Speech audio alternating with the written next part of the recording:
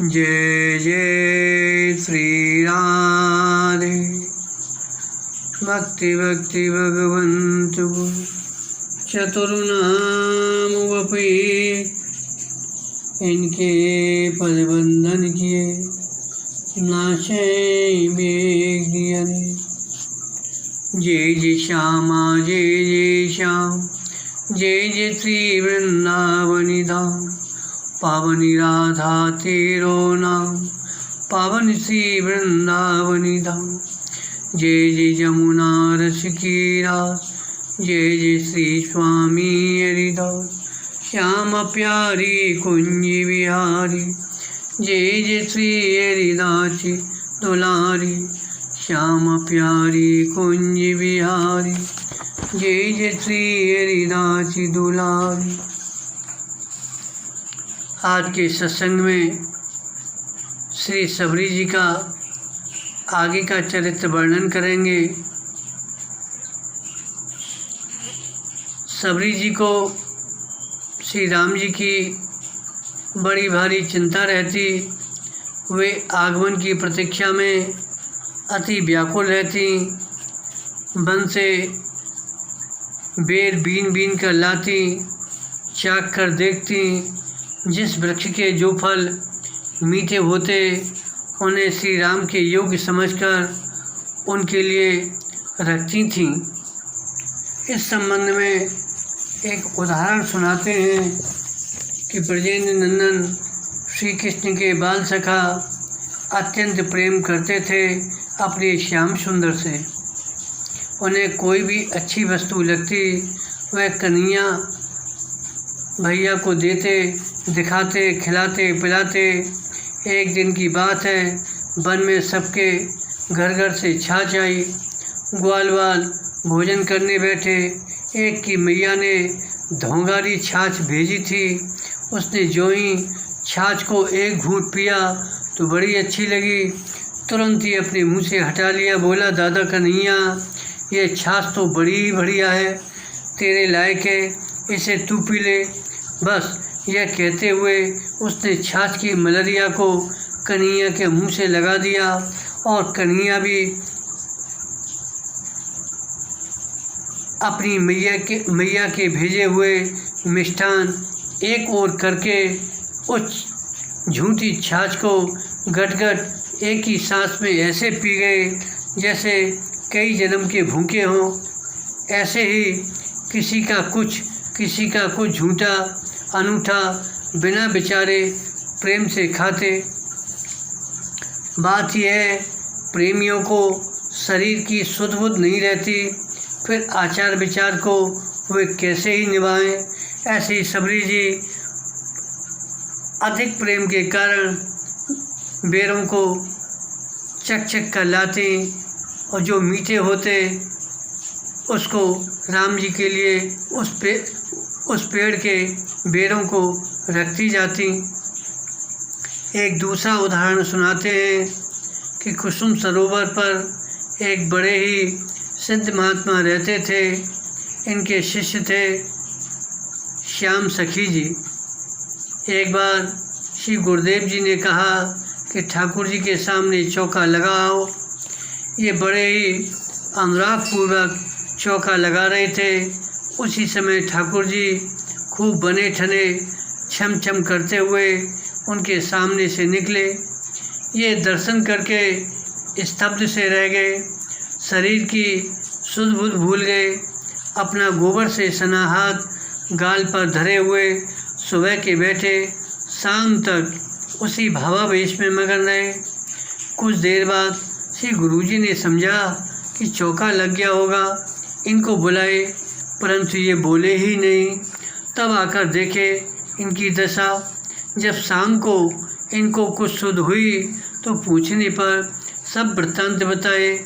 यही श्री श्याम सखी एक बार संतों को जमात लिए ब्रज के एक गांव में पहुँचे। ग्वालिया घर पर था नहीं, ग्वालिनी को भी खेत पर जाना था, अतः वह संतों के लिए भोजन की सब सामग्री देकर चली गई। अब रसोई बनी, पंगत बैठ गई। पारस हो रहा था, तब तक वह आ गई। उसने ग्वालिनी ने देखा अभी तो बूढ़ा तो धरा ही नहीं है। यद्यपि संत अपनी आवश्यकता भर ले चुके थे, परंतु उसे इससे संतोष नहीं हुआ। पूछा, बाबा बूढ़ा क्यों नहीं लिए? संतों ने कहा, मैया हम सब ले चुके हैं, ये तो बचा हुआ है, इसे घर ले जाओ, हमारा पूर्ण हो गया। लेकिन उसने तो वह बूढ़ा सब संतों के लिए दिया था। मारे प्रेम के वह जूता पहने स्वयं बूढ़ा परोसने लगी। प्रेम में उसे इस बात का ध्यान नहीं रहा। यह सब देखकर संत आपस में कानाफूसी करने लगे, भोजन छोड़कर उठने का विचार करने लगे। तब से श्याम सखी ने समझाया, यह इस समय प्रेम में विभोर है, बिना प्रेम के भला अपनी वस्तु कोई इस प्रकार लुटाता है। आप लोग आचार विचार न देखकर इसके प्रेम को देखें। सब ने प्रसाद पाया। बात यह है, प्रेम की गली कुछ और ही है। आज भी बहुत से कट्टर उपासक भगवान को बिना चखे भोग लगाते हैं, और वहाँ हम देखते हैं कि प्रेमी बिना चखे कभी प्रभु को कोई पदार्थ अर्पण नहीं करते। यद्यपि लोक व्यवहार में तो किंचित भी चख लेने से वह पदार्थ भगवान के योग्य नहीं समझा जाता, पर प्रेम में अलग ही बात है। कुछ लोगों का मत है, वृक्ष का एक बेर लेकर सबरी जी चखती थी, यदि वह मीठा होता तो उसी के बेर रख लेती और वही बेर प्रभु को खिलाए। सबरी जी के मन में बड़ी उत्कंठा रहती अपने प्रभु के आगमन की, और मार्ग में जाकर उसे स्वच्छ बनाती, कोमल बनाती, अपने नेत्रों के पामड़े बिछाकर विचारा करती, राघवेंद्र सरकार कब आवेंगे, जब मेरे नेत्र उनके दर्शन रूपी अमृत का आस्वादन करेंगे। इसी प्रकार प्रभु के आगमन की बाट देखते देखते बहुत दिन बीत गए। सबरी इस आशा में थी प्रभु पहले ऋषियों के यहाँ आवेंगे, अतः वह बार बार ऋषि आश्रमों की ओर ही निहारती रहती, परंतु प्रभु तो उनके आश्रम के रास्ते को छोड़कर अन्य मार्ग से सबरी जी के यहाँ एकाएक आ गए। उनके शुभागमन से सभी शोक मिट गए, परंतु उसे अपने शरीर के नीच कुल में उत्पन्न होने की बात याद आ गई, इसलिए वह संकोचवश भाग कर कहीं छिप गई। श्री रघुनाथ जी स्वयं सबसे पूछने लगे, सबरी कहाँ है, सबरी कहाँ है? ऋषि मुनि सबरी का छिपना और प्रेम विवश प्रभु का पूछना देखकर स्तब्ध खड़े रहे। भगवान श्री राम वनवासी लोगों से और ऋषियों से पूछते पूछते वहाँ आए जहाँ सबरी जी का स्थान था। वहाँ सबरी को न देखकर भगवान कहने लगे, भाग्यशालिनी हरिभक्ता कहाँ है? मेरे नेत्र उसके दर्शन रूपी सुधा के प्यासे हैं। स्वयं सरकार मेरे आश्रम में पधारे, यह जानकर सबरी जी भी आश्रम की ओर दौड़ी। दूर जहाँ से प्रभु को देखा वहीं से सप्रेम साष्टांग दंडवत प्रणाम किया। सबरी जी के नेत्र प्रफुल्लित हो गए। भगवान ने समीप जाकर शीघ्रता से ललक कर उठा लिया। कोमल कर कमल के स्पर्श से तनमन की सब व्यथा दूर हो गई। नेत्रों से आनंद के आंसुओं की झरी लग गई। प्रेम के पासे भाग्यवश अनुकूल पड़ गए। भगवान श्री राम परम सुखी होकर आसन पर विराजे। सबरी जी ने अर्घ्य पाद्यपूर्वक बेर आदि फल अर्पण किए। श्री राम जी ने उन्हें प्रेम से खाकर उनके अद्भुत सुंदर स्वाद की बार बार प्रशंसा की और कहा, मैं क्या कहूँ, आज सुमधुर फल खाकर मार्ग का श्रम और दुख सब मिट गए। प्रेम से अपशिष्ट झूठे 4 फलों को भोजन करके श्री रघुनाथ जी ने सबरी को भक्तों की चूड़ामणि बना दिया। अब यहाँ बताते हैं कि बड़े बड़े योगी, यति, जपी, तपी ऋषियों के यहाँ न जाकर प्रभु दीन सबरी के यहाँ गए। इसके संबंध में एक उदाहरण बताते हैं कि अनंत शयन तीर्थ में निवास करते हुए महाराज चोल भगवान के विग्रह को स्वर्ण, मणि, रत्नों की मालाओं से सजाते थे। साथ ही धनहीन विष्णुदत्त के द्वारा केवल तुलसी पत्र से भगवान का पूजन किया जाता। इस तरह राजा और उस ब्राह्मण में अकारण ही ईर्ष्या का विषय बन गया। एक दिन धन मद में माते राजा ने ब्राह्मण का तिरस्कार करते हुए कहा कि आप तुलसी पुष्प चढ़ाकर भगवान के वस्त्र आभूषणों की शोभा नष्ट करते हैं, यह उचित नहीं है। विष्णुदत्त ने शास्त्र के प्रमाणों से जब तुलसी पुष्प की स्वर्ण मणियों से अधिक महत्ता प्रतिपादित की तो राजा खींच उठे और बोले, यदि ऐसी बात है तो देखूं भगवान तुमको पहले मिलते हैं या मुझे। इस प्रकार एक गरीब ब्राह्मण को चुनौती देकर राजा तो मुद्गल ऋषि के आचार्यत्व में विष्णु यज्ञ करने लगे। इधर ब्राह्मण के पास शिवा तुलसी पुष्प के और कुछ था ही नहीं, पर भाव था। उसने भाववश भगवान को भाव से ही प्रसन्न करने की ठानी। वे सारा समय भगवत स्मरण में व्यतीत करते हुए पत्र पुष्प अर्पण करते और भगवान की आराधना करने लगे। दिन में एक बार भोजन बनाते पाते। एक बार ऐसा हुआ कि 7 दिन तक लगातार भोजन चोरी चले जाने से विष्णुदत्त ब्राह्मण निराहार ही रहकर भगवान का स्मरण करते रहे। 8वें दिन देखे एक दुबला पतला चांडाल भोजन लेकर भागा जा रहा है तो वे पीछे से घी लेकर दौड़े। चांडाल मूर्छित होकर गिर पड़ा तो ये अपने वस्त्र से हवा करने लगे। इनके इस भव्य भाव पर रीझकर चांडाल के स्थान पर भगवान विष्णु साक्षात प्रकट हो गए। विष्णुदत्त दर्शन करके कृतकृत हो गए। भगवान ने ब्राह्मण को अपना रूप प्रदान किया। देवताओं ने पुष्प वृष्टि की।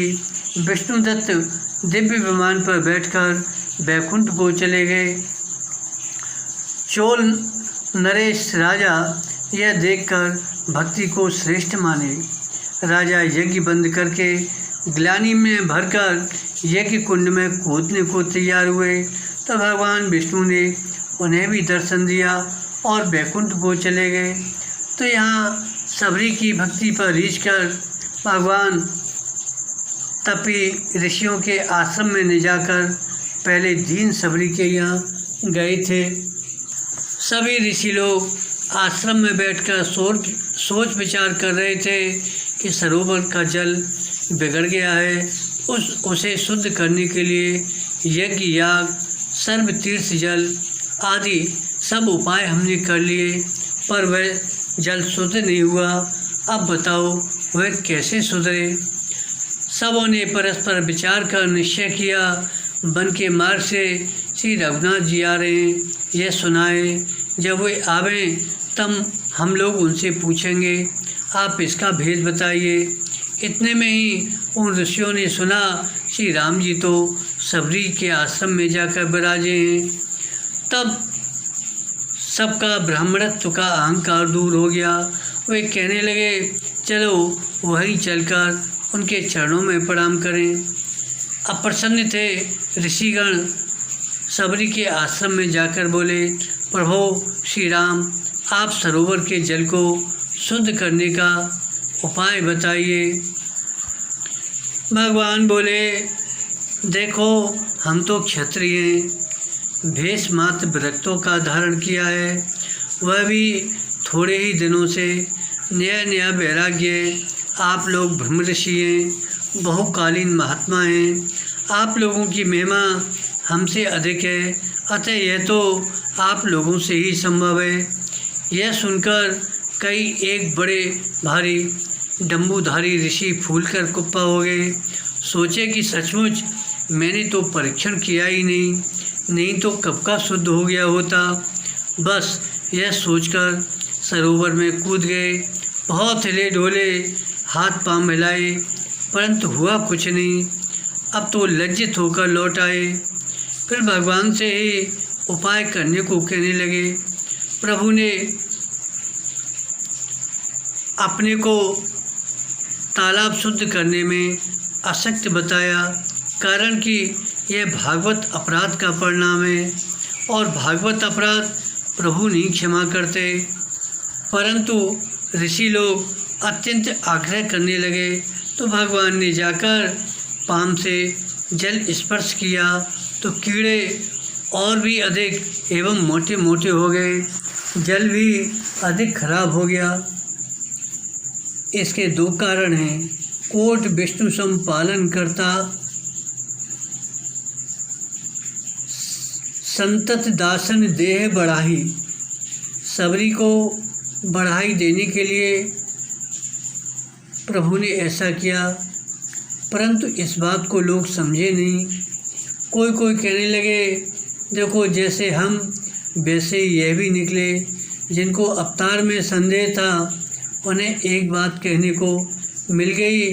हम तो पहले ही कहते थे ये भगवान नहीं हो सकते, राजकुमार हैं, देखो अब परीक्षा हो गई। तब ऋषियों ने कहा कि कोई उपाय ही बता दीजिए।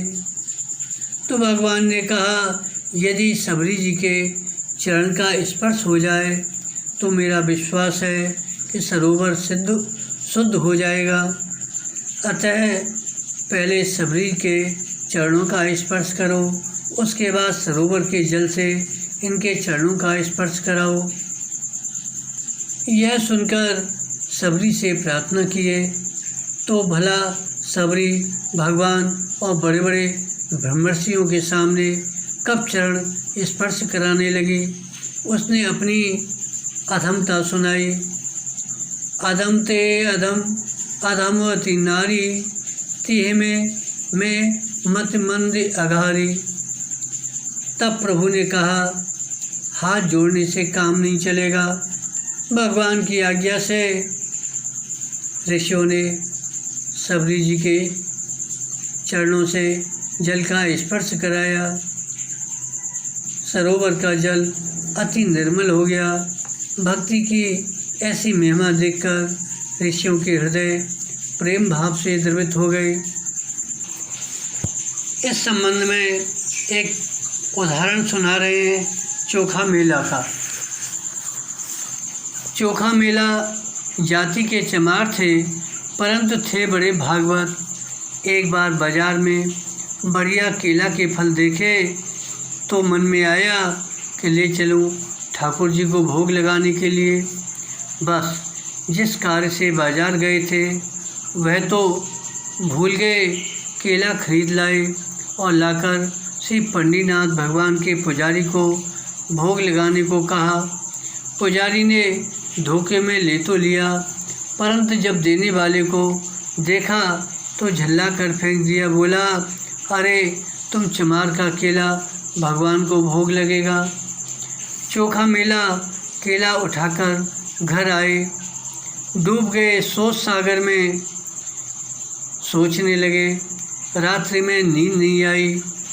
चिंता अपने तिरस्कार की नहीं, चमार कहे जाने की नहीं, चिंता तो थी सेवा जोग न भाग हमारे भाग्य में हम सेवा नहीं है इस बात की।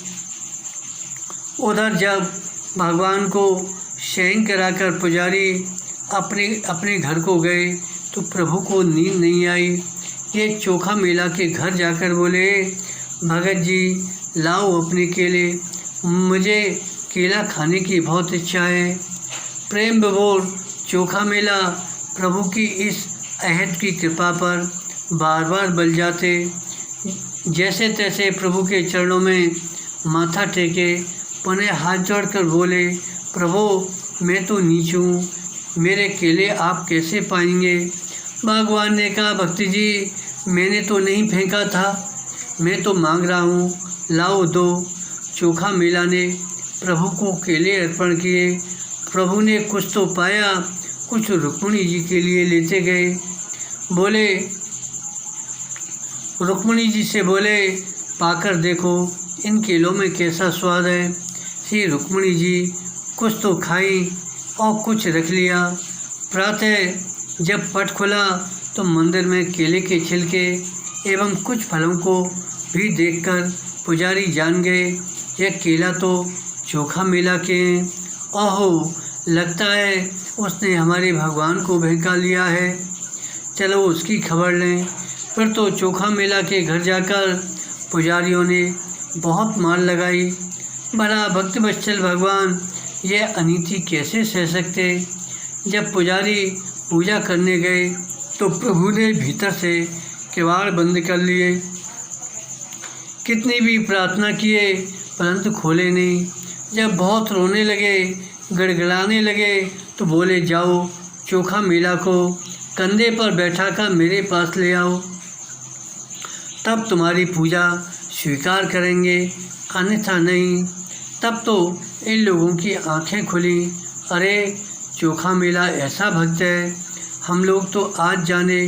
फिर कंधे पर बैठाकर प्रभु के पास लाए। प्रभु ने हृदय से लगाया चोखा मेला को। इसी प्रकार राम जी ने ऋषियों से कहा, गहो पग भीलनी के कि भाई सबरी के चरण स्पर्श करो और इनके चरणों को जल से स्पर्श कराओ। जब ऋषि लोग अपमान छोड़कर सबरी के चरण पकड़ने को तैयार हुए तो सबरी भागी। तब भगवान ने कहा, इनकी चरण रज ही ले जाकर सरोवर में छोड़ दो। रज डालते ही सरोवर शुद्ध हो गया। भगवान ने कहा, जो केवल मेरे भक्त हैं, वस्तुतः वह मेरे भक्त नहीं हैं। जो मेरे भक्तों की भक्ति करते हैं, वास्तव में मेरे भक्त तो वे ही हैं। सबरी जी की महामहिमा का प्रत्यक्ष अनुभव कर ऋषि लोग वस्तुतः प्रेम में भीज गए। आखिर हैं तो ऋषि मुनि, ज्ञानी विज्ञानी। अपने पूर्व के कृत्यों का स्मरण कर लोगों को बहुत पश्चाताप हुआ। प्रभु से पूछे, प्रभु हम लोगों ने मिथ्या अभिमानवश महाभागवती सबरी की जो अवहेलना की है, उसका प्रायश्चित कैसे होगा। जैसे आपने कृपा करके सरोवर शुद्धि का उपाय बताया, वैसे ही इसका भी समाधान करें। भगवान ने ऋषियों को भक्ति का प्रताप सुनाकर आज्ञा किए कि आप लोग सबरी नारायण का मंदिर बनवाइए और सबरी के नाम सहित मेरी पूजा कीजिए, तभी इसका प्रायश्चित संभव है, अन्यथा और कोई उपाय नहीं है। ऋषियों ने प्रभु की आज्ञा का पालन किया। आज भी सबरी नारायण का मंदिर वर्तमान में है। इसके बाद सबरी जी हाथ जोड़कर आगे खड़ी हो गई। प्रभु को देखकर उनका प्रेम अत्यंत बढ़ गया। सबरी जी बोली, मैं किस प्रकार आपकी स्तुति करूं। मैं नीच जाति की और अत्यंत मूढ़ बुद्धि की हूँ। जो अधम से भी अधम है, स्त्रियाँ उनमें भी अत्यंत अधम है और उनमें भी हे पापनाशन मैं मंद बुद्धि हूँ। रघुनाथ जी बोले, हे भामिनी मेरी बात सुन, मैं तो केवल एक भक्ति का ही संबंध मानता हूँ। जाति पाति कुल धर्म बढ़ाई धन बल कुटुंब गुण और चतुरता इन सब के होने पर भी भक्ति से रहित मनुष्य कैसा लगता है, जैसे जलहीन बादल शोभाहीन दिखाई पड़ता है। अब रामचंद्र जी बोले, मैं तुझसे अब अपनी नवदा भक्ति कहता हूँ, तू सावधान होकर सुन और मन में धारण कर। पहली भक्ति है संतों का सत्संग, दूसरी भक्ति है मेरे कथा प्रसंग में प्रेम, तीसरी भक्ति है अभिमान रहित होकर गुरु के चरण कमलों की सेवा, और चौथी भक्ति यह है कि कपट छोड़कर मेरे गुण समूहों का गान करे, मेरे मंत्र का जाप और मुझ में दृढ़ विश्वास। यह पांचवी भक्ति है जो वेदों में प्रसिद्ध है। छठी भक्ति है इंद्रियों का निग्रह, शील, अच्छा स्वभाव या चरित्र, बहुत कार्यों से वैराग्य और निरंतर संत पुरुषों के धर्म आचरण में लगे रहना। सातवीं भक्ति है जगत भर को संभाव से मुझ में ओत-प्रोत राम में देखना और संतों को मुझसे भी अधिक करके मानना। आठवीं भक्ति है जो कुछ मिल जाए उसी में संतोष करना, स्वप्न में भी पराये दोषों को न देखना। नवीं भक्ति है सरलता और सबके साथ कपट रहित बर्ताव करना, हृदय में मेरा भरोसा रखना, किसी भी अवस्था में हर्ष और विषाद का न होना। इन 9 भक्तियों में से जिनके एक भी होती है वह स्त्री पुरुष जड़ चेतन कोई भी हो, हे भामिनी हे सबरी, मुझे वही अत्यंत प्रिय है। पर तुझमें तो सभी प्रकार की भक्ति दृढ़ है, अतएव जो गति योगियों को भी दुर्लभ है वही आज तेरे लिए सुलभ हो गई है। मेरे दर्शन का परम अनुपम फल यह है कि जीव अपने सहज स्वरूप को प्राप्त हो जाता है। हे सबरी, यदि तू गजगामिनी जानकी की कुछ खबर जानती हो तो बता। सबरी जी बोली, हे रघुनाथ जी, आप पंपा सरोवर को जाइए, वहाँ आपकी सुग्रीव जी से मित्रता होगी। हे देव, हे रघुवीर, वह सब हाल बताएंगे। हे धीर बुद्धि, आप सब जानते हुए भी मुझसे पूछते हैं। सब कथा कहकर भगवान के मुख के दर्शन कर हृदय में उनके चरण कमलों को धारण कर लिया और योगाग्नि से देह को त्याग कर जलाकर वह उस दुर्लभ हरि पद में लीन हो गई जहाँ से लौटना नहीं पड़ता। तुलसीदास जी कहते हैं कि अनेक प्रकार के कर्म, अधर्म और बहुत से मत ये सब शोकप्रद हैं। हे मनुष्यों, इनका त्याग कर दो और विश्वास करके श्री राम जी के चरणों में प्रेम करो। श्री राम राज्याभिषेक होने के बाद एक दिन श्री प्रभु का दरबार लगा। श्री वशिष्ठ जी ने चर्चा चलाई, वन में तो आपको बहुत से प्रेमी मिले होंगे, तो क्या जैसे श्री अवध में भरत जी आपके परम अनुरागी हैं, वैसे ही वन में भी कोई भक्त मिला था। रघुनाथ जी क्रमशः मुनिगण मिलन प्रसंग वर्णन करते करते जब सबरी जी का प्रसंग आया तो हा सबरी कहकर मूर्छित हो गए।